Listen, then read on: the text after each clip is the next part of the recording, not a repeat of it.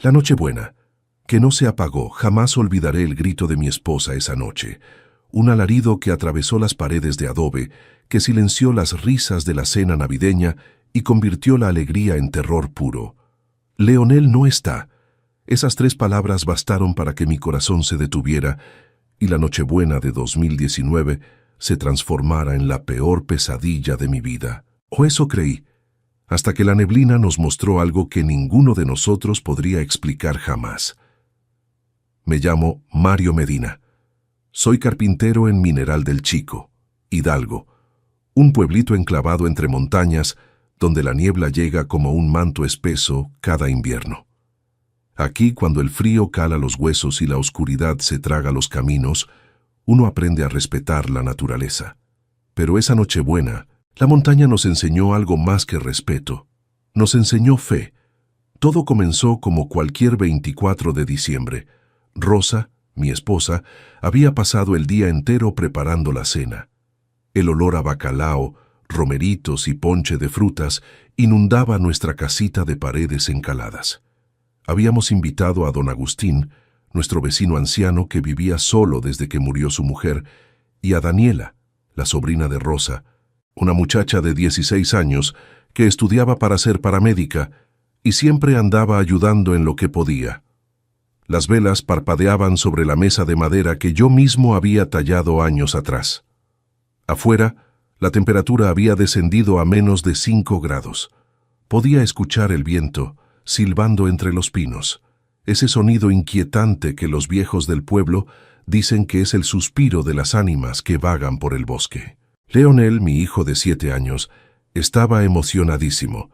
Traía puesta su sudadera roja con capucha, esa que le habíamos regalado en su cumpleaños, y no paraba de jugar con la linterna nueva que Santa Claus le había dejado anticipadamente. Era un niño inquieto, de esos que no pueden quedarse quietos ni un segundo. Tenía los ojos color miel de su madre y mi nariz respingada. Le encantaba explorar, buscar bichos, trepar árboles. Un niño normal, alegre, lleno de vida. «Papá, ¿puedo salir un ratito al patio? Quiero probar mi linterna», me preguntó mientras Rosa terminaba de servir la cena. Miré por la ventana. La neblina había comenzado a descender desde las montañas, pero aún no era tan densa. El patio estaba cerrado, apenas unos 20 metros cuadrados de tierra apisonada, con algunas macetas que Rosa cuidaba celosamente. «Está bien, mijo, pero solo al patio. No te vayas más allá de la cerca, ¿eh? Y lleva tu chamarra, está haciendo mucho frío». «Sí, papá», respondió Leonel, tomando su chamarra de mezclilla y saliendo disparado por la puerta trasera. Escuché sus pasos alejándose mientras él gritaba emocionado: «¡Miren qué bien alumbra!». Don Agustín sonrió desde su silla. Sus ojos acuosos reflejaban la luz de las velas. «Es un buen muchacho, Mario, lleno de energía, como tú cuando eras niño». «Demasiada energía», bromeé, aunque en el fondo estaba orgulloso de mi hijo. Rosa sirvió la cena y nos sentamos a la mesa. Daniela nos contaba sobre sus clases de primeros auxilios. Don Agustín recordaba Navidades de hace 50 años, cuando Mineral del Chico tenía más habitantes y las minas todavía funcionaban. Yo escuchaba a medias, atento siempre al sonido de Leonel jugando afuera. Pasaron 5 minutos, luego 10, 15. Entonces lo escuchamos. Un estruendo sordo como si algo enorme se hubiera desplomado en el bosque. Las copas de los árboles crujieron. Los perros del vecindario comenzaron a ladrar enloquecidos. Me levanté de un salto. ¿Qué demonios fue eso? Rosa ya estaba caminando hacia la puerta trasera. «¿Leonel? Leonel, hijo, responde». Silencio. «¡Leonel!», gritó Rosa, y en su voz había algo que jamás había escuchado antes. Pánico absoluto. Salí corriendo detrás de ella. La neblina había descendido completamente en esos minutos, convirtiéndose en una masa gris impenetrable. No podía ver más allá de 2 metros. La linterna que llevaba apenas lograba cortar la oscuridad. «Leonel, hijo, ¿dónde estás?», grité con todas mis fuerzas. Nada, solo el viento y los ladridos lejanos. Daniela salió tras nosotros con otra linterna. «Voy a revisar hacia el camino principal», dijo, su entrenamiento de emergencias activándose automáticamente. Don Agustín apareció en la puerta. su rostro arrugado marcado por la preocupación. «Voy a avisar a los vecinos. Entre todos lo encontraremos». Los siguientes 20 minutos fueron un infierno. Recorrí cada rincón del patio gritando el nombre de mi hijo hasta quedarme sin voz. La cerca trasera estaba abierta. Leonel había salido hacia el bosque. Mis manos temblaban mientras sostenía la linterna. La neblina era tan densa que parecía sólida, una pared blanca que se tragaba todo. Rosa sollozaba incontrolablemente, aferrándose a mi brazo. «Mario está solo en el bosque. Con este frío, Dios mío, es solo un niño». «Lo vamos a encontrar», le dije, aunque mi voz sonaba hueca incluso para mí. «Tiene su linterna. Es un niño listo». Los vecinos comenzaron a llegar. Primero fueron 3, luego 5, después más de 20 personas. En Mineral del Chico somos así. Cuando uno sufre, todos sufrimos. Don Porfirio trajo su rifle, pensando que tal vez algún animal había asustado al niño. Doña Carmen llevó mantas térmicas. El profesor Jiménez organizó grupos de búsqueda. «La neblina está demasiado espesa», dijo el profesor, un hombre serio que conocía cada centímetro de estas montañas. «Tenemos que ser cuidadosos o nosotros también nos perderemos.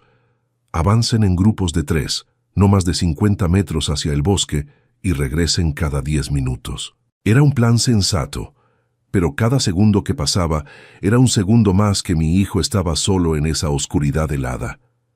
Me tocó ir con don Agustín y otro vecino llamado Héctor. Avanzamos entre los pinos, gritando el nombre de Leonel, alumbrando con nuestras linternas hacia todos lados. Las ramas crujían bajo nuestros pies. La neblina era tan densa que parecía absorber nuestras voces. «¡Leonel! ¡Leonel!». Nada. Regresamos a casa tal como nos había indicado el profesor. Otros grupos hacían lo mismo. Nadie había encontrado nada. Ni rastros, ni su linterna, nada. Era como si la montaña se lo hubiera tragado. Rosa estaba en el patio, arrodillada sobre la tierra fría, rezando. Daniela intentaba consolarla, pero sus propios ojos estaban llenos de lágrimas. «Virgen de Guadalupe, Santa Muerte, quien quiera que me escuche», murmuraba Rosa. «Por favor, cuida a mi hijo. No dejes que le pase nada. Te lo suplico. Te juro que te voy a rezar cada día de mi vida, que te voy a prender una veladora cada Navidad. Pero por favor, devuélvemelo». Yo no soy un hombre especialmente religioso. Voy a misa en las fiestas importantes. Rezo cuando las cosas se ponen difíciles, pero no más que eso. Pero en ese momento, escuchando a mi esposa rogar a cualquier fuerza divina que quisiera escucharla, sentí algo quebrarse dentro de mí. Me arrodillé junto a ella. «Vamos a encontrarlo», susurré, aunque ya no sabía si lo decía para consolarla a ella o a mí mismo. Fue entonces cuando doña Carmen gritó: «¡Allá! ¡Miren allá!». Todos volteamos hacia donde señalaba. Entre la neblina, a unos 30 metros de distancia, había una luz, pero no era como nuestras linternas. Era diferente, más suave, casi etérea. «¿Qué diablos es eso?», murmuró Héctor. La luz se movía lentamente, como flotando entre los árboles. Tenía un brillo blanquecino, pero cuando la mirabas directamente, parecía tener destellos de colores, como si reflejara luces navideñas sobre algo blanco y translúcido. «Es una persona», dijo alguien. «No puede ser una persona». «Ninguna linterna alumbra así», respondió otro. Don Agustín se persignó. «Virgen Santísima». La figura se detuvo. Desde donde estábamos podíamos distinguir una silueta alta, esbelta, envuelta en algo que brillaba suavemente. Parecía mirarnos, aunque no podíamos ver su rostro. Luego, muy lentamente, levantó algo que parecía un brazo y señaló hacia el bosque, en dirección contraria a donde habíamos estado buscando. «Nos está indicando por dónde ir», dijo Daniela, su voz temblorosa. «Eso es imposible», dije yo, aunque mis pies ya se estaban moviendo en esa dirección. Todos comenzamos a caminar hacia donde la luz señalaba. La figura empezó a moverse nuevamente, siempre manteniéndose a unos 20 metros de distancia, como guiándonos. Cada vez que nos acercábamos, ella se adelantaba un poco más. Su movimiento era extraño. demasiado fluido como si no caminara sino que se deslizara sobre la tierra. —¿Quién es? —preguntó Rosa aferrándose a mi mano. —No lo sé —respondí honestamente. Seguimos a la luz durante lo que parecieron horas, pero probablemente fueron solo 20 minutos. La neblina seguía siendo espesa, pero de alguna manera, siguiendo a esa figura luminosa, ninguno de nosotros se perdió. Era como si la luz disipara la niebla justo lo suficiente para que pudiéramos avanzar sin tropezar. Don Agustín caminaba junto a mí, respirando con dificultad por el esfuerzo. —Mario —me dijo en voz baja—, yo he vivido 74 años en estas montañas. He visto muchas cosas extrañas, pero nunca había visto algo así. —¿Qué crees que sea? —le pregunté. Él me miró con esos ojos acuosos suyos. —Creo que tu esposa fue escuchada. Llegamos a un claro en el bosque que ninguno de nosotros reconocía. Era como si ese espacio no debiera existir allí. La luz se detuvo en el centro del claro y entonces, por primera vez, pudimos verla con claridad. Era una mujer, o algo con forma de mujer. Alta, increíblemente delgada, vestida con algo que parecía un manto blanco que brillaba con luz propia. Su rostro era hermoso pero extraño, casi demasiado perfecto, con rasgos que parecían tallados en porcelana. Y sobre su cabeza, su vestimenta, había destellos de luz que efectivamente parecían series navideñas, aunque no había ninguna fuente eléctrica cerca. Pero lo más impactante fue lo que vimos a sus pies. Leonel. Mi hijo estaba sentado en el suelo, envuelto en su chamarra, completamente ileso. Cuando nos vio, sus ojos se iluminaron. —¡Papá! ¡Mamá! Rosa soltó un grito y corrió hacia él. Yo la seguí, mis piernas temblando. Cuando lo alcanzamos, lo abrazamos con tal fuerza que probablemente le hicimos daño, pero no me importó. Estaba vivo, estaba bien, estaba aquí. —Mijo, ¿estás bien? ¿Te duele algo? ¿Tienes frío? Rosa lo revisaba frenéticamente, tocando su cara, sus manos, su cabeza, asegurándose de que fuera real. —Estoy bien, mamá. La señora me cuidó. Levanté la vista. La figura luminosa seguía allí, observándonos. Ahora que estaba más cerca, podía ver mejor sus rasgos. Era hermosa, pero inquietante, con una belleza que no era completamente humana. Sus ojos eran oscuros, profundos, antiguos. —Gracias —susurré sin saber muy bien a quién o a qué le estaba hablando. —Gracias por traérnoslo. La figura no respondió con palabras, pero inclinó ligeramente la cabeza. Luego, muy lentamente, comenzó a retroceder hacia la niebla. Las luces que la rodeaban empezaron a parpadear, como velas a punto de apagarse. —Espera —gritó Rosa—. ¿Quién eres? Pero la figura ya estaba desvaneciéndose. En segundos, la luz desapareció completamente, tragada por la neblina. Lo único que quedó fue la oscuridad, nuestras linternas y el sonido de todos nosotros respirando agitadamente. Don Agustín se persignó nuevamente. —Que Dios nos bendiga a todos. Daniela, siempre práctica, se acercó a revisar a Leonel. Le tomó el pulso, revisó sus ojos con una pequeña linterna, palpó su cabeza buscando golpes. —Está perfectamente bien —anunció, su voz llena de asombro. Ni un rasguño. Ni siquiera está hipotérmico. Pero estuvo afuera más de 40 minutos con este frío —dijo doña Carmen—. Debería estar congelado. Levantamos a Leonel y comenzamos el camino de regreso. Esta vez fue más fácil. Era como si ahora que habíamos encontrado al niño, la montaña nos permitiera volver sin problemas. La neblina seguía espesa, pero de alguna manera todos encontramos el camino. Cuando llegamos a casa, Rosa preparó chocolate caliente para Leonel mientras todos se sentaban en la sala, todavía procesando lo que habíamos visto. El niño se veía perfectamente normal, como si nada extraordinario hubiera pasado. —Leonel —le dije arrodillándome frente a él—, cuéntanos qué pasó, cómo llegaste hasta ese claro. Mi hijo tomó un sorbo de su chocolate y me miró con esos ojos color miel tan inocentes. Estaba jugando con mi linterna cuando escuché un ruido muy fuerte en el bosque. Me asusté y corrí, pero me perdí.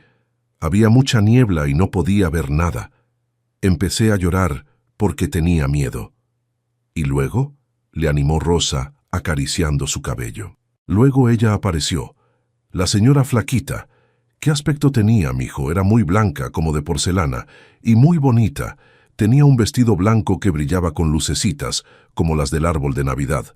Me dio mucho miedo al principio, pero ella me sonrió y me dijo que no tuviera miedo, que me iba a llevar con ustedes. El silencio en la sala era absoluto. Todos escuchábamos con atención. Me tomó de la mano, continuó Leonel, y su mano estaba fría, pero no me hizo daño. Me dijo: «Ven, pequeño, te llevaré con tu familia antes de que se pierda la noche». Caminamos mucho tiempo, pero ya no tenía miedo. Ella me contaba cosas. «¿Qué cosas?», pregunté. Me dijo que ella cuida a los que están perdidos, que muchas personas le tienen miedo, pero que no deberían porque ella solo ayuda. Me dijo que mi mamá rezó muy bonito, que por eso vino a ayudarme. Rosa comenzó a llorar silenciosamente. Daniela le pasó un brazo por los hombros. Cuando llegamos al claro, siguió Leonel, me dijo que me sentara y que esperara, que pronto llegarían ustedes. Le pregunté cómo se llamaba, pero ella solo sonrió y dijo: «Algunos me llaman la flaquita, otros la niña blanca. No importa mi nombre, lo importante es que ahora estás a salvo». Luego ustedes llegaron y ella se fue. Don Agustín habló entonces, su voz temblorosa. La Santa Muerte. Era ella. Varios vecinos se persignaron. Otros asintieron en silencio. En México, especialmente en los pueblos, la devoción a la Santa Muerte es compleja. Algunos la ven como algo oscuro, otros como una protectora. Pero todos la respetan. Rosa se limpió las lágrimas y se puso de pie. Caminó hasta un pequeño altar que teníamos en la esquina de la sala, donde guardaba estampas de vírgenes y santos. Buscó entre sus cosas hasta encontrar una veladora blanca. «Prometí una veladora cada Navidad», dijo encendiéndola con manos temblorosas. «Y voy a cumplir. Cada 24 de diciembre, mientras viva, voy a prender una luz en agradecimiento. Porque esta noche, cuando más lo necesitábamos, una luz que no debía existir nos guió hasta nuestro hijo». Coloqué mi mano sobre su hombro. «Y yo voy a rezar contigo». La veladora ardió con una llama blanca, firme, sin parpadear. Todos en la sala la observamos en silencio por un largo rato. Esa noche, después de que los vecinos se fueron, después de acostar a Leonel en su cama y arroparlo con 3 cobijas, Rosa y yo nos sentamos en la cocina.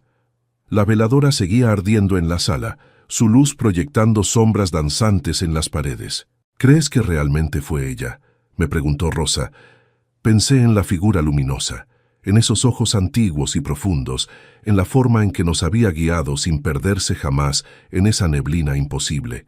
«Sí», respondí, «creo que fue ella. Y creo que nos mostró algo importante».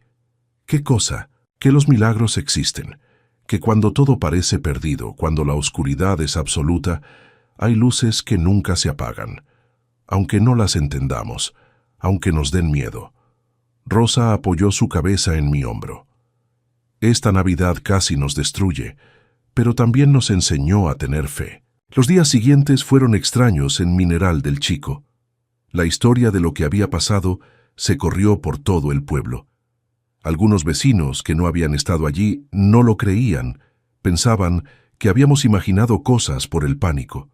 Pero los que estuvimos allí, los más de 20 que vimos esa luz guiándonos en la neblina, sabíamos la verdad. Don Agustín comenzó a llevarle flores a un pequeño altar a la Santa Muerte, que apareció en la entrada del bosque. Nadie sabe quién lo puso. Daniela me contó que esa noche la cambió, que ahora cuando estudia para ser paramédica, lo hace pensando en servir, en ser una luz para otros como aquella luz lo fue para nosotros.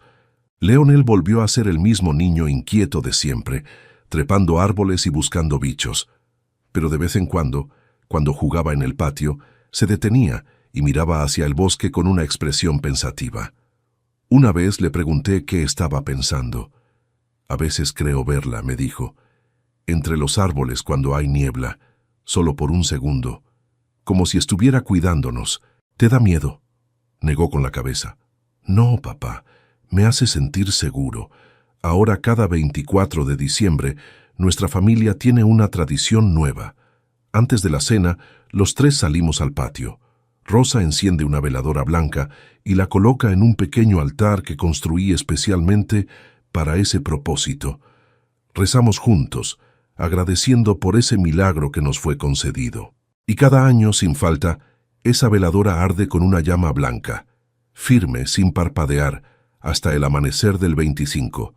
Los vecinos que estuvieron con nosotros esa noche también encienden sus propias veladoras, algunos en sus casas, otros en el pequeño altar del bosque. Mineral del Chico se ha convertido en un lugar donde cada Nochebuena decenas de luces blancas brillan en la oscuridad, recordándonos que no estamos solos, que hay fuerzas en este mundo que trascienden nuestra comprensión. No sé si volveremos a ver alguna vez a la Flaquita, a la Niña Blanca, a la Santa Muerte, o como quiera que se llame. No sé si lo que vimos era un milagro, una aparición, o algo que nuestra mente creó para darle sentido a lo inexplicable. Pero sé esto con absoluta certeza. Esa Nochebuena, cuando todo parecía perdido, cuando mi hijo estaba solo en la oscuridad helada del bosque, una luz apareció para guiarnos. Una luz que no debía existir. Una luz que nos salvó. Una luz que nunca, nunca se apagó.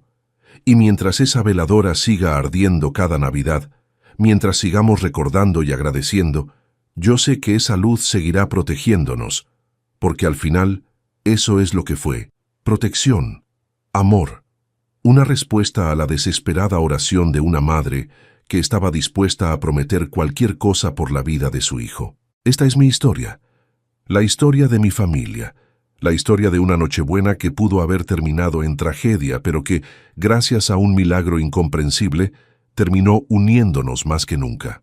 Cada vez que alguien en Mineral del Chico me pregunta sobre aquella noche, les digo lo mismo. No teman a lo que no entienden.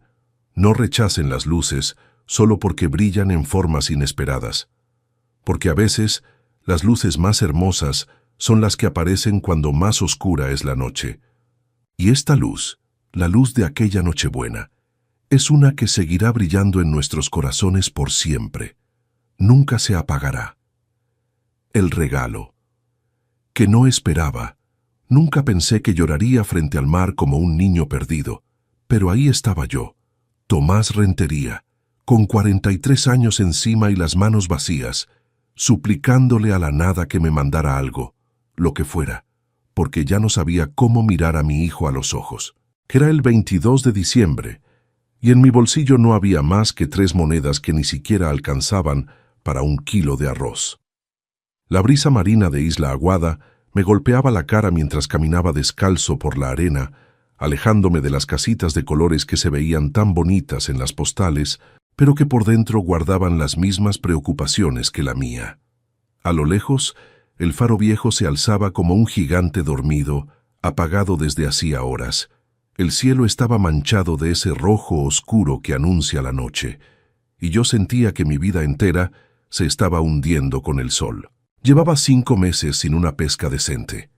5 meses viendo cómo las redes salían vacías, cómo los otros pescadores regresaban con algo, aunque fuera poco, mientras yo volvía con las manos llenas de nada y la vergüenza trepándome por el pecho. Lucero, mi esposa, nunca me reclamaba. Eso era lo peor. Ella seguía levantándose a las 5 de la mañana para ir a cocinar en la fonda de doña Lupita, ganándose 200 pesos que se esfumaban en tortillas, frijoles y el cuaderno que Santi necesitaba para la escuela. Mi niño, mi Santi de 11 años, había dejado de pedirme cosas. Ya no me preguntaba si habría regalos en Navidad o si podríamos comprar un pollito asado como los que vendían en el mercado.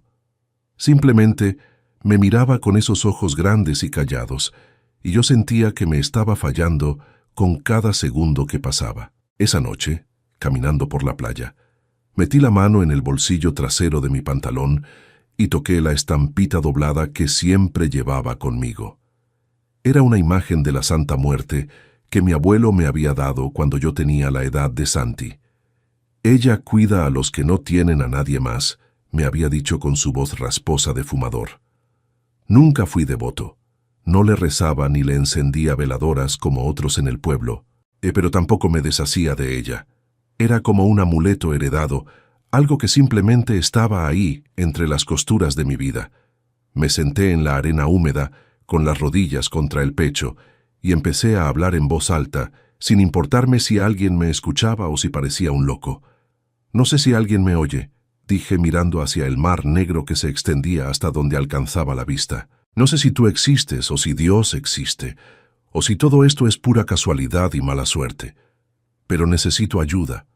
Mi familia necesita ayuda. No pido riquezas ni lujos, solo necesito poder darles de comer, poder ver a mi hijo sonreír sin que sienta que le estoy robando algo». Las lágrimas me bajaban calientes por las mejillas y el sabor salado se mezclaba con el del mar. Si hay alguien ahí arriba, o ahí abajo, o en cualquier lugar, por favor, mándame una señal, un milagro, lo que sea. Me sentía ridículo, desesperado, roto por dentro, pero cuando no te queda nada, hasta las súplicas al vacío parecen razonables. Me quedé ahí no sé cuánto tiempo, quizá 1 hora, quizá 2. El pueblo se había ido apagando a mis espaldas. Las luces de las casas se encendían y se apagaban, las familias cenaban, los niños jugaban en los patios. La vida seguía para todos menos para mí, que estaba atascado en un pozo sin fondo. Finalmente me levanté sacudiéndome la arena del pantalón y empecé a caminar de regreso. Lucero estaría preocupada. Fue entonces cuando pasó algo extraño. El faro, que llevaba apagado desde las 8 de la noche como siempre, de pronto se encendió, pero no con su luz amarilla y parpadeante de siempre. Esta vez era una luz blanca, brillante, casi cegadora, que atravesaba la oscuridad como un rayo. Me detuve en seco, con el corazón dándome un vuelco. El faro no debería estar encendido. Don Jacinto, el encargado, se había ido a Campeche a visitar a su hija y no volvería hasta después de Navidad. Eso lo sabía todo el pueblo. Entrecerré los ojos tratando de enfocar, y entonces la vi. Una figura caminaba por la playa, viniendo desde la dirección del faro. Era alta, delgada, envuelta en algo que parecía un manto blanco que flotaba con la brisa, pero que al mismo tiempo no se movía de forma natural. No podía distinguir su rostro porque la luz del faro estaba detrás de ella, convirtiéndola en una silueta recortada contra el resplandor. Pero lo que me heló la sangre fue otra cosa. Sus pies no dejaban huellas en la arena. Yo había caminado por esa misma playa hacía segundos, y mis pisadas eran claramente visibles en la arena húmeda. Pero ella se deslizaba sobre la superficie sin marcar nada, como si flotara milímetros por encima del suelo. Sentí que las piernas se me aflojaban. Una parte de mí quería salir corriendo. Pero otra parte, la parte desesperada que acababa de suplicar por un milagro, me mantuvo clavado en el lugar. La figura se detuvo a unos 20 metros de mí. Lentamente, levantó un brazo huesudo y señaló hacia mi izquierda, hacia el viejo muelle donde Rodolfo guardaba sus herramientas y equipo de pesca. No dijo nada, no emitió ningún sonido. Solo mantuvo el brazo extendido, apuntando con un dedo que parecía demasiado largo, demasiado pálido bajo la luz fantasmal del faro. ¿Qué? Logré balbucear, pero mi voz salió como un susurro ronco. Tragué saliva y lo intenté de nuevo. ¿Qué quieres que vea? La figura bajó el brazo lentamente y comenzó a retroceder, deslizándose hacia el faro. Pestañeé, tratando de mantenerla enfocada, y en ese parpadeo desapareció. Simplemente se esfumó como humo, y con ella, la luz del faro se apagó de golpe, dejándome otra vez en la oscuridad. Me quedé temblando en medio de la playa, con el corazón desbocado y la mente tratando de procesar lo que acababa de ver. ¿Había sido real? ¿O la desesperación finalmente me había vuelto loco? Metí la mano en el bolsillo y apreté la estampita de la Santa Muerte hasta sentir que los bordes se me clavaban en la palma. «Ella cuida a los que no tienen a nadie más», resonó la voz de mi abuelo en mi memoria. Con las piernas todavía temblorosas, empecé a caminar hacia el muelle. No sabía qué esperaba encontrar ahí, pero algo en mi interior me empujaba a obedecer esa señal. El muelle de Rodolfo era una estructura vieja de madera carcomida que crujía con cada pisada. Él lo usaba principalmente para amarrar su lancha y guardar redes rotas que algún día pensaba reparar, pero nunca lo hacía. Cuando llegué, busqué con la mirada en la penumbra. La luna había salido, una luna menguante que apenas iluminaba el lugar. Fue entonces cuando lo vi, medio hundido en el agua poco profunda casi invisible entre las sombras, había un bote viejo que yo recordaba haber visto ahí hacía años. Era pequeño, de madera pintada de azul, que se había descascarado hasta convertirse en un gris feo. Tenía un agujero en el costado, y nadie se había molestado en sacarlo o repararlo porque, francamente, parecía más trabajo del que valía.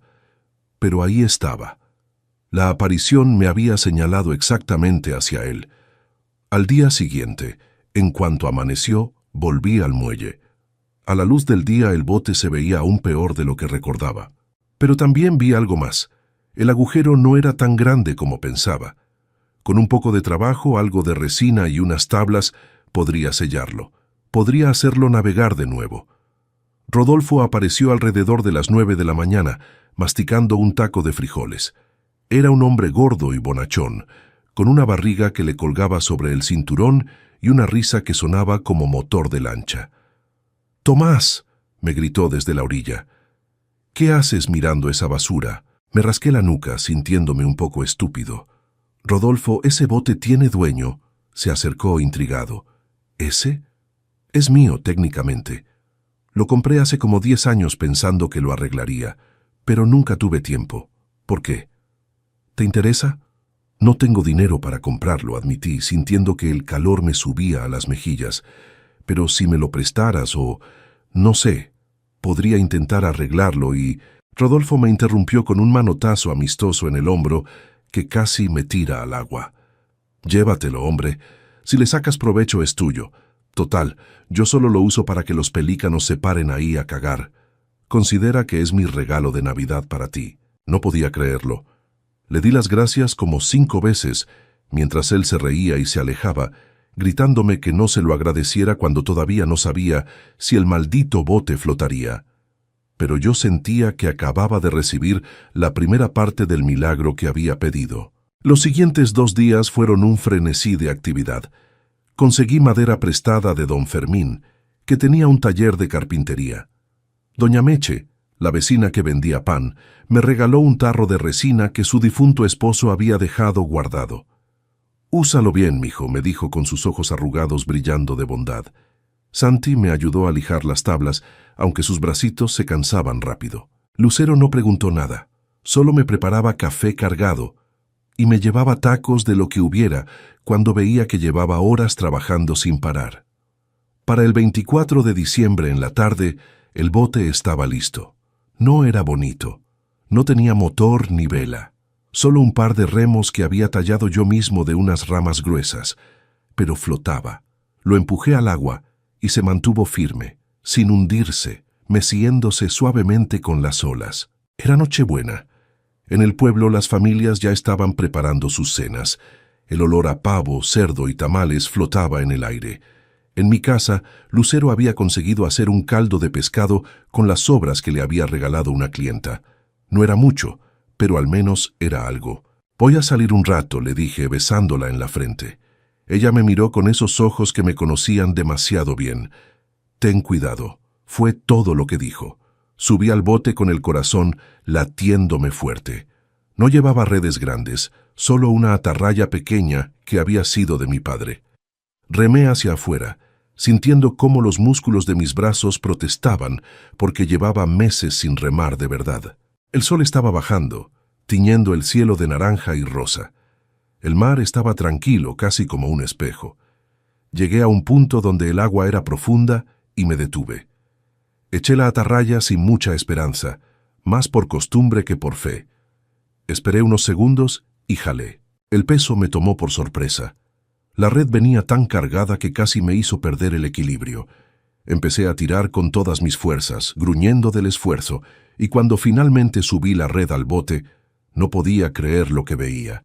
Peces, decenas de peces, robalos, mojarras, guachinangos, plateados, gordos, frescos, saltando y retorciéndose en el fondo del bote.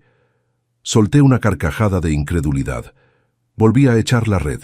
Otra vez salió repleta, y otra, y otra. En menos de 2 horas, el bote estaba tan lleno que empezaba a hundirse peligrosamente. Tuve que dejar de pescar, no porque los peces se hubieran acabado, sino porque no cabían más. Remé de regreso con lágrimas corriendo por mi cara, pero esta vez eran lágrimas de alegría, de alivio, de gratitud pura, de gratitud. Cuando llegué al muelle, ya había caído la noche. Rodolfo estaba ahí fumando un cigarro, y casi se le cae de la boca cuando vio mi carga. «¡No mames, Tomás!», gritó. «Esa es la pesca más grande que he visto en años». La noticia corrió como pólvora. En menos de media hora medio pueblo estaba en el muelle. Don Chema, que tenía un restaurante pequeño, me ofreció comprarme la mitad de la pesca ahí mismo, en efectivo. Doña Meche empezó a llorar diciendo que era un milagro de Navidad. Yo repartí pescado a los vecinos que nos habían ayudado, a las familias que sabía que lo necesitaban, y todavía me sobraba. Esa noche, Lucero cocinó el pescado más delicioso que había probado en mi vida.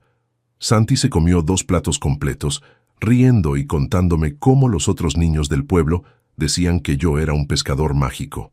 Después de cenar, mi hijo me abrazó fuerte y me susurró al oído. «Sabía que lo lograrías, papá». Más tarde, cuando todos dormían, salí de nuevo a la playa. Llevaba conmigo una veladora blanca que había comprado con las monedas que me sobraron.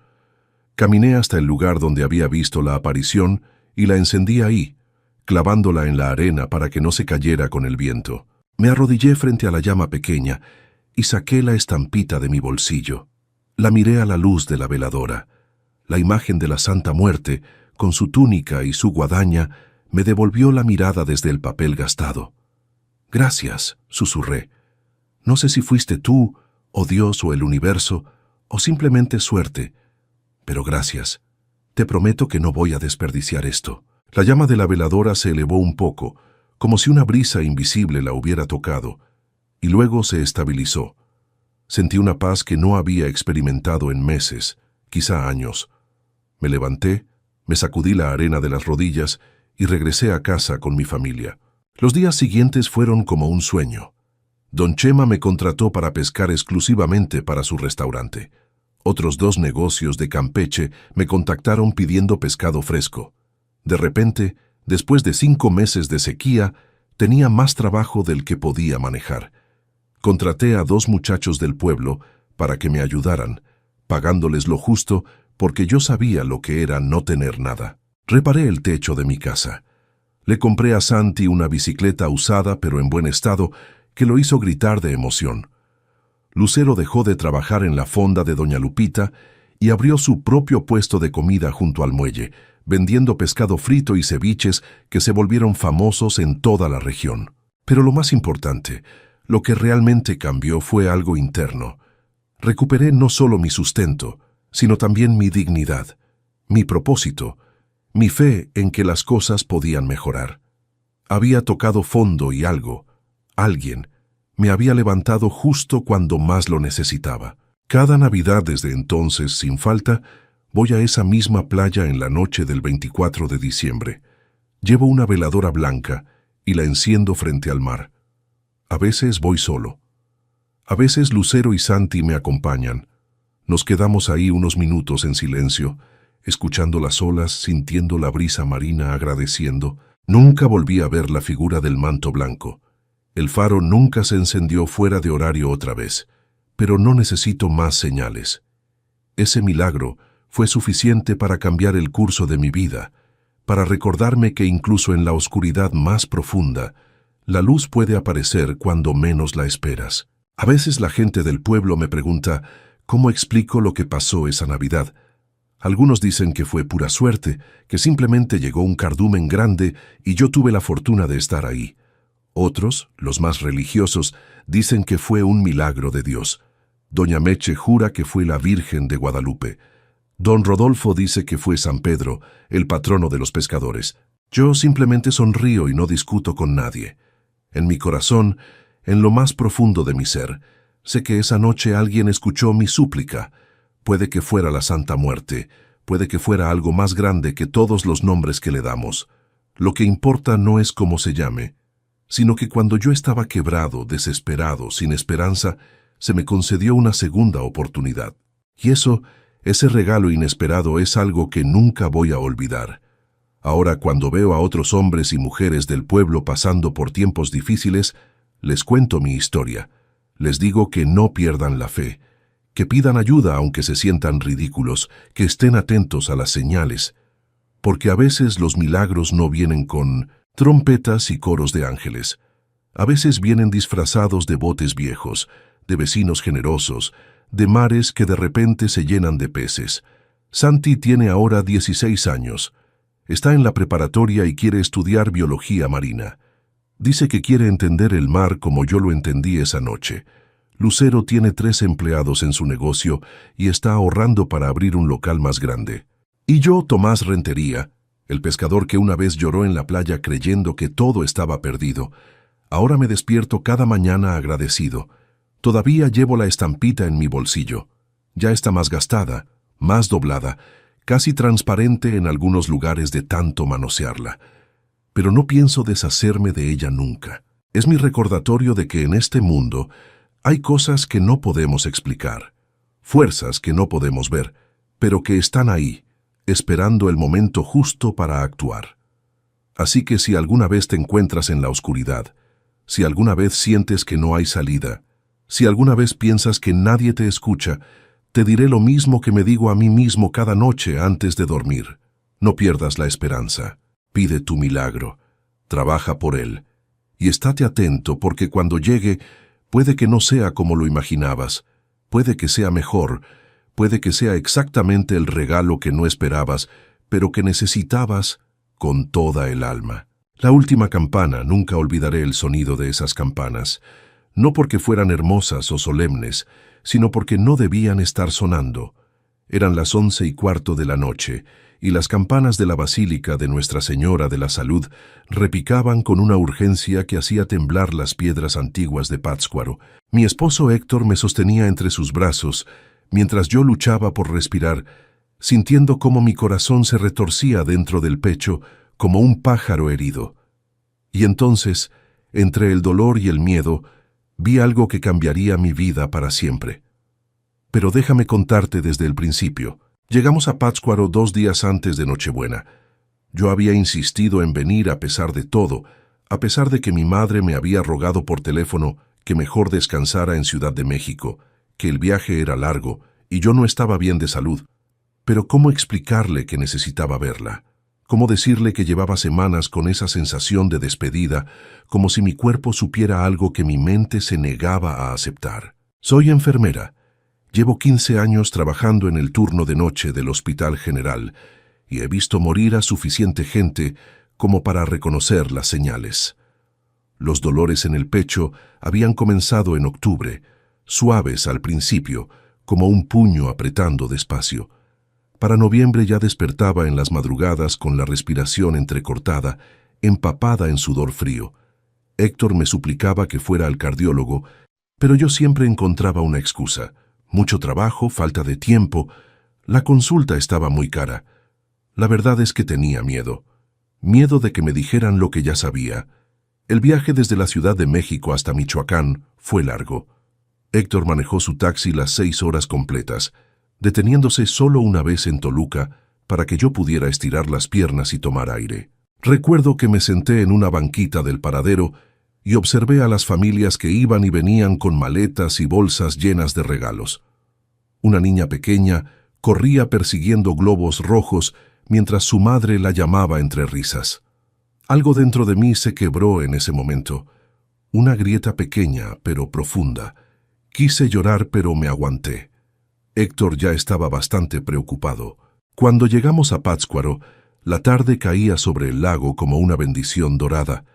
La neblina comenzaba a trepar por las calles empedradas, enredándose entre las casonas viejas con sus techos de teja y sus balcones de herrería oxidada. El aire olía a pino, a ponche de frutas y a pan recién horneado. Mi madre nos esperaba en la puerta de su casa, esa casita color ocre con puertas azules que conocía desde niña.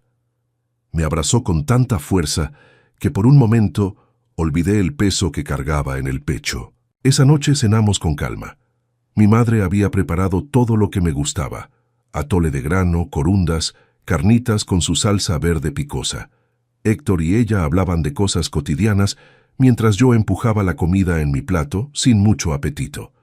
Después de la cena ayudé a lavar los trastes y fue entonces cuando sentí el primer pinchazo, agudo como una aguja atravesando mi esternón. Me aferré al fregadero. ¿Estás bien, mija?, preguntó mi madre secándose las manos en el delantal. Sí, mamá, solo un poco cansada del viaje. Mentí. Mentí porque no quería arruinarle la Navidad. Mentí porque todavía creía que si no lo decía en voz alta, no sería real. El 24 de diciembre amaneció frío y nublado. Pátzcuaro se vistió de fiesta. Guirnaldas de papel picado colgaban entre las farolas. Los puestos del mercado vendían nacimientos de barro y pastorelas de lata, y en cada esquina había alguien vendiendo buñuelos o champurrado. Héctor me llevó a caminar por la Plaza Vasco de Quiroga. Nos sentamos en una banca frente a la fuente, viendo a los turistas tomarse fotografías con el árbol navideño gigante que habían colocado en el centro. Fue ahí donde conocí a Catarina. Era una mujer mayor, delgada como un junco, con el pelo plateado recogido en un chongo apretado. Vendía flores a la orilla de la plaza, alcatraces blancos, rosas rojas, crisantemos amarillos. Me acerqué a comprarle un ramo para llevarle a la Virgen en la misa de esa noche. ¿Primera vez en Pátzcuaro, señora?, me preguntó mientras envolvía las flores en papel periódico. No, yo soy de aquí, bueno, crecí aquí, ahora vivo en México. Catarina me miró con esos ojos grises que parecían ver más allá de lo evidente. Ah, ¿vienes de visita entonces? ¿Para la misa de gallo? Sí, vamos a ir a la basílica. Qué bueno, dijo amarrando el ramo con un mecate. Este año dicen que va a ser especial. Las campanas han estado inquietas. Me reí un poco. ¿Inquietas? ¿Las campanas? Sí, señora. Yo las he oído. A veces suenan en horas que no deben, como si alguien las llamara desde el otro lado. Un escalofrío me recorrió la espalda, pero lo atribuí al viento que soplaba desde el lago. Le pagué las flores y Héctor y yo regresamos a casa de mi madre. La cena de Nochebuena fue sencilla pero abundante. Mi madre había invitado a mis tíos y a mis primos, y la casa se llenó de risas y música. Yo intenté participar, pero el dolor en mi pecho se había vuelto constante, un latido descompasado que me robaba el aliento. A las 10 de la noche me disculpé y fui al baño. Me mojé la cara con agua fría y me miré en el espejo. Tenía las ojeras profundas, los labios pálidos. Me temblaban las manos. No puedes morirte aquí, me dije a mí misma. No puedes hacerle esto a tu madre en Navidad. Pero mi cuerpo tenía otros planes. A las 10:30, mientras todos se preparaban para ir a la misa de gallo, sentí que el mundo se inclinaba. El dolor explotó en mi pecho como un relámpago, irradiándose por mi brazo izquierdo, mi mandíbula, mi espalda. Caí de rodillas en la sala. Héctor gritó mi nombre. Mi madre corrió a sostenerme. Todo se volvió confuso, voces, manos, el sabor metálico del miedo en mi boca. «Hay que llevarla al hospital», gritaba mi primo. «El hospital está en Morelia, son 40 minutos», respondía alguien más. «La ambulancia, llamen a la ambulancia». Héctor me levantó en brazos como si no pesara nada.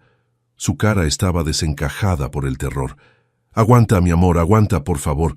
No sé cómo tomó la decisión, pero en vez de esperar la ambulancia, me sacó de la casa y comenzó a correr por las calles empedradas. Yo entraba y salía de la conciencia, viendo luces borrosas, escuchando el eco de nuestros pasos. Y entonces, como un faro en medio de la tormenta, vi las torres de la Basílica de Nuestra Señora de la Salud. Héctor subió los escalones de la entrada con desesperación. La iglesia estaba llena de gente esperando la misa. El olor a incienso y a cera de velas me golpeó como una ola. Me recostó en una de las bancas del fondo, y fue entonces cuando sucedió. Las campanas comenzaron a sonar. No era el repique ordenado de la medianoche, era un llamado urgente, descompasado, como si alguien las tocara con frenesí. La gente volteó confundida hacia las torres. Eran las 11:15, faltaban 45 minutos para la misa de gallo.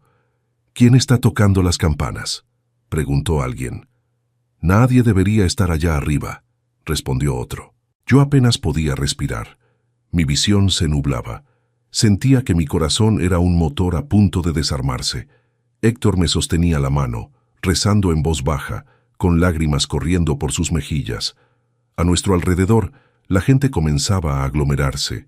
Algunos rezaban, otros llamaban por teléfono pidiendo ayuda. Entonces apareció el padre Raúl. Era un sacerdote joven.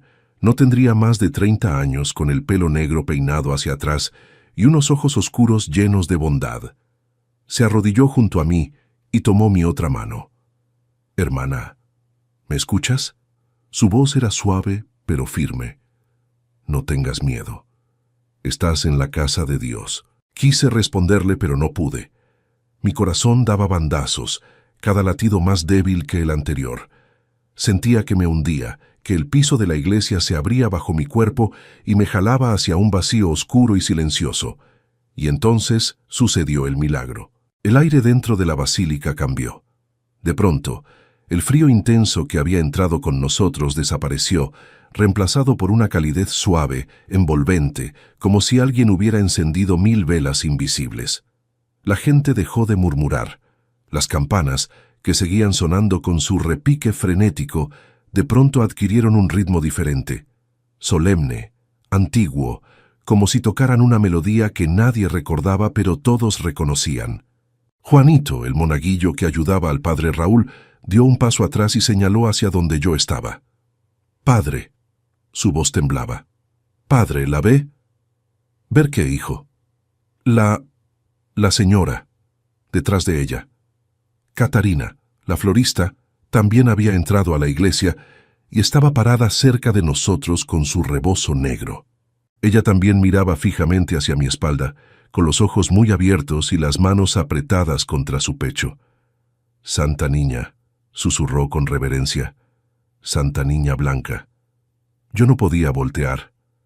Apenas podía mantener los ojos abiertos. Pero sentí algo imposible de describir con palabras, una presencia detrás de mí, alta y delgada, silenciosa pero poderosísima. No daba miedo, al contrario, transmitía una paz tan profunda que todas mis defensas se derrumbaron. Las lágrimas comenzaron a rodar por mis mejillas. Entonces sentí una mano sobre mi pecho. No era la mano de Héctor, ni la del padre Raúl. Era diferente. Los dedos eran largos y fríos, pero no con el frío de la muerte, sino con la frescura del agua de manantial en verano. La mano presionó suavemente, justo sobre mi corazón, y sentí como algo dentro de mí se reacomodaba.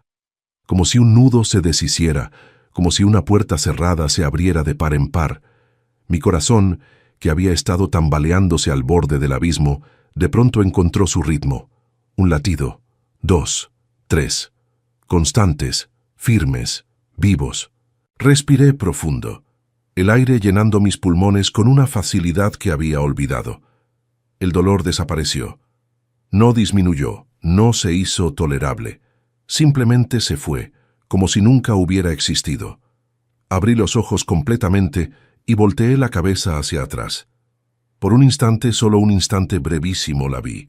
Era una figura femenina, esbelta y alta, vestida con un manto plateado que parecía tejido con luz de luna. Su rostro era un misterio, oculto entre sombras, pero sus ojos eran 2 pozos de compasión infinita. No eran los ojos de una santa de iglesia, no eran los ojos de la Virgen María en las estampitas, eran otros, antiguos, sabios, los ojos de alguien que conocía tanto la vida como la muerte y que amaba ambas con la misma intensidad. Me sonrió, o al menos eso creo, y entonces, en una voz que escuché no con los oídos, sino con el alma, me dijo: «No tengas miedo, mi niña, aún no es tu hora, todavía tienes mucho que hacer aquí». Parpadeé, y ella ya no estaba. El silencio en la iglesia era absoluto. Hasta las campanas habían dejado de sonar. Héctor me miraba con los ojos desorbitados, sin soltar mi mano. El padre Raúl tenía la boca entreabierta, como si quisiera decir algo pero no encontrara las palabras. Juanito estaba de rodillas, con las manos juntas en oración, y Catarina lloraba en silencio, limpiándose las lágrimas con la punta de su rebozo. «Maricela», Héctor apenas podía hablar. «Tu cara, estás mejor». Me toqué el pecho. Mi corazón latía con normalidad. El dolor había desaparecido por completo. Podía respirar sin esfuerzo.